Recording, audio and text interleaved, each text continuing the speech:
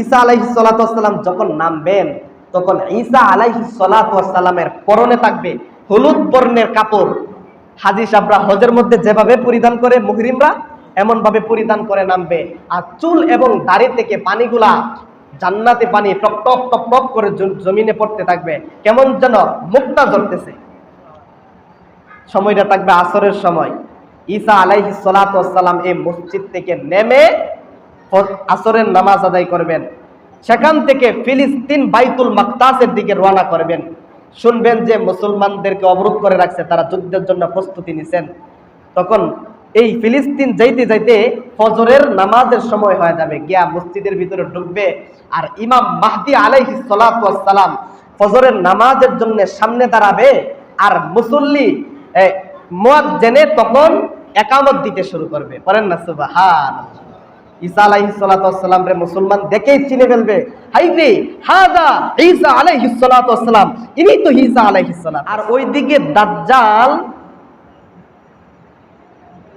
মদিনার ভিতরে প্রবেশ করার জন্য ৭০,০০০ ইহুদি নিয়া রওনা হবে।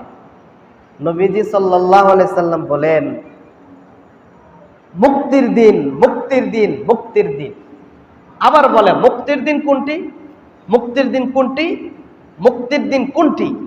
নবীজি ৩ বার প্রশ্ন করে সাহাবায়ে কেরাম। নবীজি বলেন মুক্তির দিন কোনটি? সাহাবায়ে কেরাম বলে কোনটি? তাহলে নবীজি বলেন দাজ্জাল এমন একটা দিন আসবে ৭০,০০০ বাহিনী নিয়া দাজ্জালে উহুদ পাহাড়ের উপরে উঠবে। ওইটা উহুদ পাহাড় টিকা উকি ঝুঁকি মারবে মদিনার অঞ্চলে ঢোকার জন্য, উকি মারবে আর বলবে ওই তো নবীজির শহর, ওই তো নবীজির শহর। আমার ভাইরা, তখন ওই উহুদ পাহাড় থেকে নাইমা তারা মদিনার ভিতরে প্রবেশ করতে যাবে। মদিনার ৭টা গেটের মধ্যে ফেরেশতা তরবারি নিয়ে দাঁড়ায় থাকবে। দাজ্জালে ঢুকতে যাবে, তরবারি দ্বারা দাজ্জালের বাহিনীরা আঘাত করবে।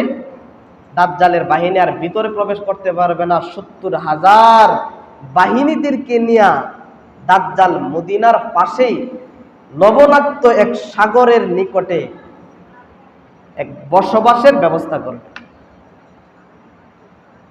মনোযোগের সাথে শুনতেছেন নি?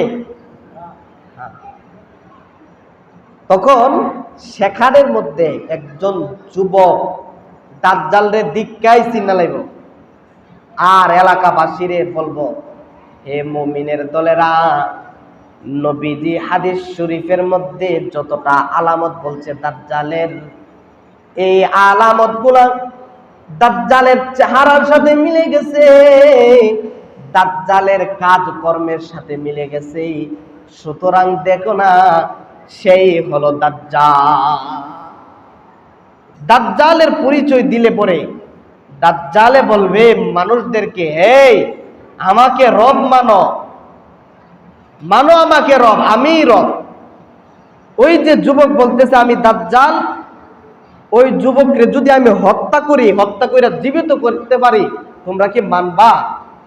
মানুষ বলবে হ্যাঁ মানব। তো দাজ্জালের বাহিনী এই যুবকরে প্রচুর রক্তপাত ঘটাবে, মারবে, রক্ত নিক্ষেপ হবে। এই যুবকরে করাত দিয়া, মাথা দিয়া করাত ছালাবে, করাত 2 টুকরা করে আলাদা করে ফেলবে। আলাদা করার পরে আবার এই দাজ্জালে এই যুবকরে জীবিত করবে। পরেন সুবহান। দাজ্জালে জীবিত করছে না আল্লাহ জীবিত করছে? আমার ভাইরা, তখন এই যুবক বলবে, তুই যে দাজ্জাল, আমি জীবিত হওয়ার কারণে আমার আগের থেকে আরো বেশি ইকিন বিশ্বাস হয়েছে তুই দাজ্জাল। তখন দাজ্জালে আবার তারে মারতে যাবে, কিন্তু এই দাজ্জাল এই যুবকরে মারতে পারবে না। আমার ভাইয়েরা, এখন একটা কথা মনোযোগের সাথে শুনে, আজ থেকে 5-7 বছর পূর্বে বা 8 বছর পূর্বে ফিলিস্তিনের এক বড় আলেম, নাম হলো ঈসা বাদওয়ান। ঈসা বাদওয়ানে আসরের সময় বৃষ্টির দিন গাড়ি নিয়ে রওনা করছে। ঈসা বাদওয়ান ফিলিস্তিনের অনেক বড় আলেম, সম্ভবত এখনো জীবিত আছে। তিনি বলেন, রওনা করার পরে রাস্তার মধ্যে দেখি একজন মা তার মেয়েকে, গর্ভবতী মেয়ের নিয়ে দাঁড়ায় রয়েছে, গাড়ির অপেক্ষা করতেছে, হাসপাতালে যাবে, সন্তান ভূমিষ্ঠ হবে। বিবৃতি দিছে 5-7 বছর আগে, আর ওই ঘটনাটা ঘটছে 2004 সালে। তখন এই মারে জিজ্ঞেস করলে কোথায় যাবেন, বলে হাসপাতালে যাব। তো তাহলে গাড়ি পাইতেছেন না, আমার গাড়িতে উঠেন, আপনারা হাসপাতালে নিয়ে যায়। এই মা মেয়েরে হাসপাতালে নিয়ে গেছে। হাসপাতালে সন্তান ভূমিষ্ঠ হয়েছে। সন্তান ভূমিষ্ঠ হওয়ার 1 ঘন্টা পরে এই শিশু বাচ্চা বলে, ইয়াকতুলুনি আল মাসিহুদ দাজ্জাল, ইয়াকতুলুনি আল মাসিহুদ দাজ্জাল। পড়েন না সুবহান। শিশু বাচ্চা কথা বলতে পারে, কিন্তু শিশু বাচ্চা বলতেছে, আমি তো এমন বাচ্চা, যেই বাচ্চা যুবক বয়সে দাজ্জাল আমারে হত্যা করে ফেলে। 2004 সালের ঘটনা, বাচ্চা বলতেছেন। ঈসা বাদওয়ান বলেন,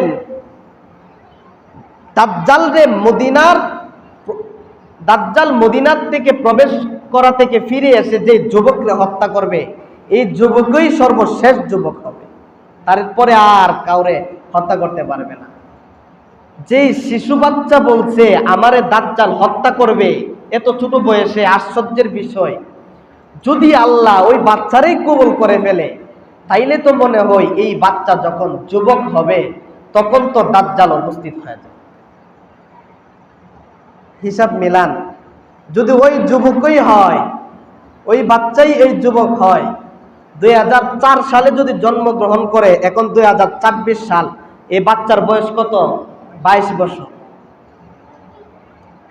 22 বছর বাচ্চা মোটামুটি যুবক। একজন মানুষ পরিপূর্ণ পাকা পুক্ত যুবক হইতে গেলে বয়স লাগে 40। 30 থেকে 40 বছরের যে মানুষটা, এটাকে বলে পূর্ণ নৌজওয়ান যুবক।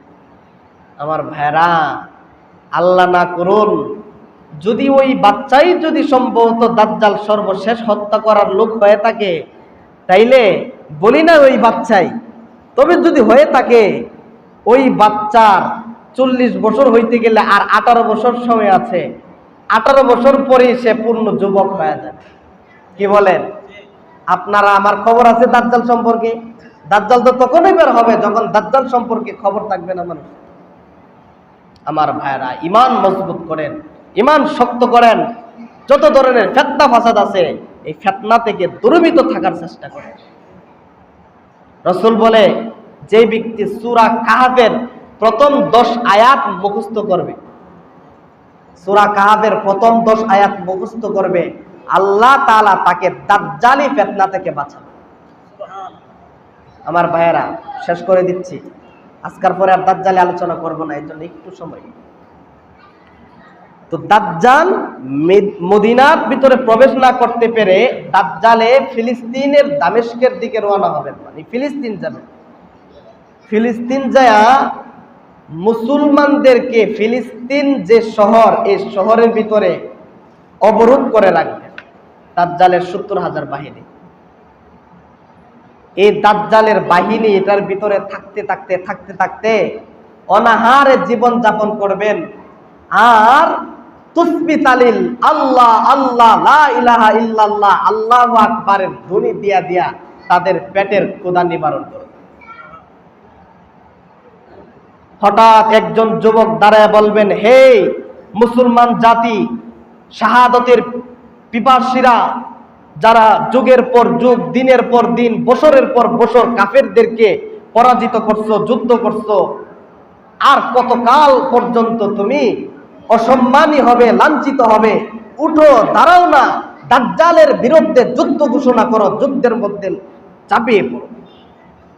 তখন মুসলমান বাহিনী এই ফিলিস্তিন শহরের, এখন যুদ্ধ চলতেছে তো, তখন তারা এক সুরে আল্লাহু আকবারের প্রতিধ্বনি দিয়ে এই দাজ্জালের বাহিনীর সাথে তারা যুদ্ধ করার জন্য যখন প্রস্তুতি হবে, তখন ওই আল্লাহর খুদাই রহমত, নুসরত, সাহায্য আসমান থেকে নাজিল হবেন। করেন সুবহান।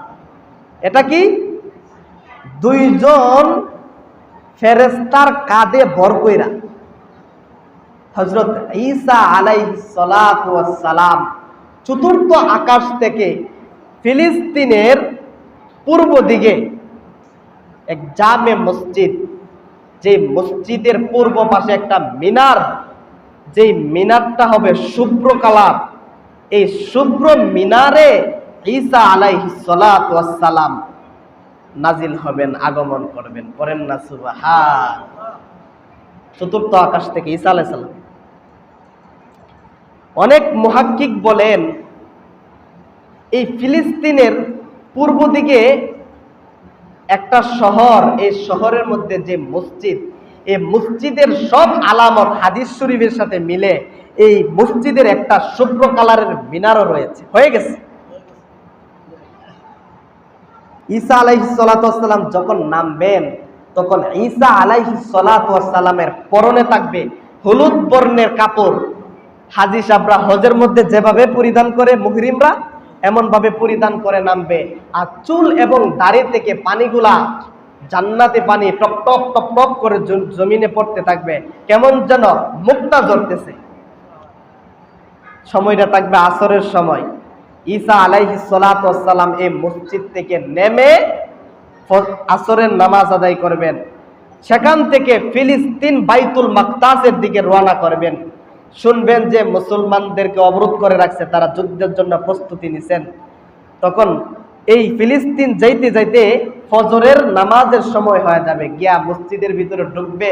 আর ইমাম মাহদি আলাইহিস সালাতু ওয়াস সালাম ফজরের নামাজের জন্য সামনে দাঁড়াবে। আর মুসল্লি মুয়াজ্জিনে তখন ইকামত দিতে শুরু করবে। পড়েন না সুবহানাল্লাহ।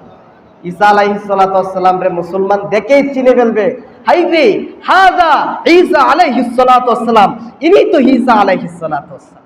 আল্লাহু আকবার বলেন না। ঈসা আলাইহিস সালাতু ওয়াস সালাম ভিতরে ঢুকবে, ইমাম মাহদি ইমামের স্থান থেকে পিছনে আসবেন, বলবে আপনি ইমামতি করেন। আমাদের মসজিদে সম্মানিত কেউ আসলে আমি দেই না সামনে, আমি যাই না, সম্মানিত ব্যক্তিরে দেই। ঈসা আলাইহিস সালাতু ওয়াস সালামের সামনে দিবে। আর ঈসা আলাইহিস সালাতু ওয়াস সালাম বলবে, না আমি যাব না, হে মুসলমানগণ তোমরাই একে অপরের আমির, সামনে যে আমির আছে ইমাম মাহদি তোমাদের আমির, ইমাম মাহদি ইমামতি করবে। ঈসা আলাইহিস সালাতু ওয়াস সালাম ফজরের নামাজ শেষ করে মুসলমানদেরকে নিয়ে বাইতুল মাকদাস থেকে বের হবেন। বের হইয়া দেখবেন দাজ্জালের বাহিনী ৭০,০০০ দাঁড়ায় রয়েছে। আর দাজ্জাল ঈসা আলাইহিস সালাতু ওয়াস সালামকে দেখায় মোমের মতো গলতে থাকবে। পড়েন সুবহানাল্লাহ। তখন এমন একটা সময় হবে মুসলমানদের শ্বাসের মধ্যে এমন শক্তি দিবে, যেই ইহুদির উপরে শ্বাস লাগবে এই ইহুদি দুনিয়া থেকে বিদায় হয়ে যাবেন। গাছের পিছনে গিয়ে লুকাবে, পাহাড়ের পিছনে গিয়ে লুকাবে, গাছও বলে দিবে ওই যে আমার পিছনে ইহুদি আছে, তাকে ধরো মারো। তখন দাজ্জালকে বর্ষার আঘাতে হত্যা করবে, ইহুদিদেরকে হত্যা করে গোটা পৃথিবী তখন শুধু মুসলমান থাকবে, একজন কাফের বেঈমান ইহুদি খ্রিস্টান কেউ থাকবে না। বলেন না আল্লাহু আকবার। এই সময়টা আসবে ইনশাআল্লাহ। রাসূল বলেন, লা বাইতু মাদরিন ওয়ালা ওয়াবারিন ইল্লা আদখালাহুল্লাহ কালিমাতাল ইসলাম। এমন একটা সময় আসবে রে, যেই সময়ের মধ্যে শুধু মাটির ঘর হোক, সুতার ঘর হোক, এমন কোন স্থান থাকবে না যেই স্থানের মধ্যে কালিমার পতাকা উড়বে না। সুবহানাল্লাহ বলেন। সেই দিন ইসলাম কায়েম হবে, অনেক দিন পর্যন্ত ইসলাম থাকবে। আস্তে আস্তে সেই ইসলাম যখন আবার ধ্বংস হবে, তখনই কিয়ামত নিয়ে আসবে।